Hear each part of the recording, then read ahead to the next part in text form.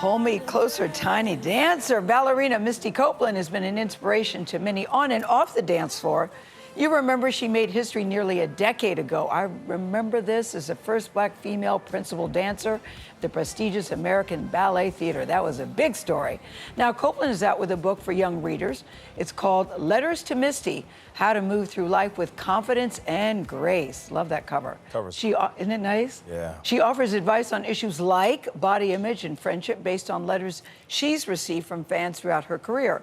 First on CBS Mornings, we love when that happens. I'm going to say it again. First on CBS Mornings, Misty Copeland, as you see, is with us. Misty, welcome, welcome. Thank you. Good to have you. When I first saw the book, I thought, okay, they're going to ask a lot of ballet questions. But what's so interesting to me is they ask you about all sorts of things. What does that mean to you that people are coming to you? And you've been getting letters throughout your whole career, wanting to know, Misty, help. Yeah, this is definitely not a book for dancers. Yes. This is for everyone, but it's specifically for young people that, I think are coming of age, dealing with confidence issues or just navigating through life, relationships with their parents, with their friends, figuring out who it is they want to be, maybe being the only in a space. And so it feels amazing to have young people come to me and trust me with these things that it can be very sensitive matters. But what you do, though, you not only give advice, you tell your own backstory. Yes. Like what happens when you don't have confidence? Right. What happens when you feel like a failure? What happens when you feel like the other? And so you share your own life, too, in this. Yeah, I mean, I think that's been very important for me, and how I connect with my audiences, how I connect with young people, is being as vulnerable as possible and sharing my own life experiences, which is what I've done in this book. I mean, we get really personal. I mean, we're talking about going through puberty, just what young people experience, what it is to have a friend for a period of time and then not have them in your life anymore, and make that decision whether or not they're someone that's going to bring value to your life. Tough things that young people, go through.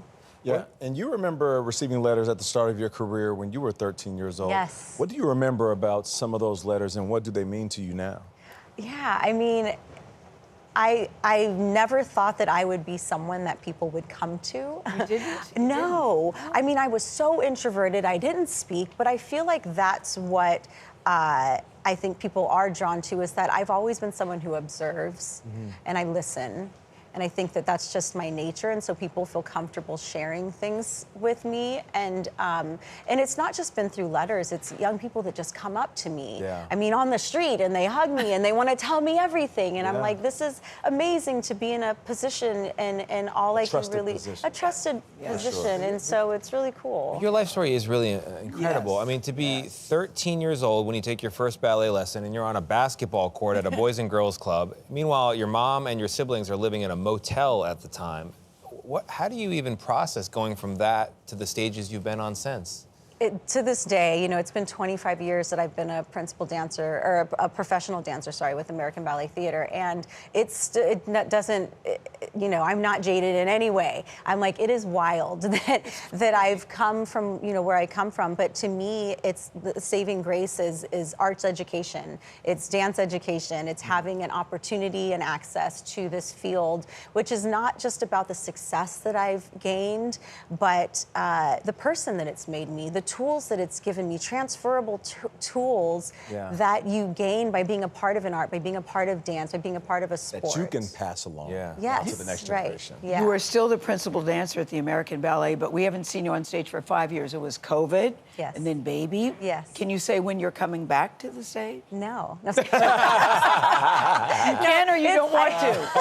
She said it so nicely. I know she didn't. I know. I was like, okay. She was smiling so nicely when she said it. No, I cannot. It's happening. It's happening. I'm back in the studio. I'm getting back in shape and gearing up for something to Getting come. back in shape better than this? I know. That's what I Yes. said. Nate, look at the shoes. Look at the shoes. Everything's so glammed up. But this is what else Misty includes in the book. Your playlist, your 10 things that make you happy. I looked at your list and I went, check, check, check. But Misty's playlist, you're the only one I've met that has Kendrick Lamar and Mozart on the list. I love the variety of what you're doing. Yeah, I mean, I think that that's what's so special and so important about diversity and Yes. diversity in the arts. And, you know, that you may be all doing the same choreography, this, you know, choreography from the 1800s. Yeah. And, but, you know, someone who's from Argentina grew up listening to a different type of music and eating a different type of food. And this choreography is going to come out of them and be completely different from someone who grew up in Ohio. And you know what I mean? So I think that's what's so beautiful about the complexity, you know, and of diversity. I love that. Well, Misty, listen, I know one of your target audiences are young readers, but there are some themes in here that adults can grab onto and latch onto. Good so point, thank you Nate. so much. Thank Misty you. Copeland, we appreciate you. Letters to Misty goes on sale this Tuesday.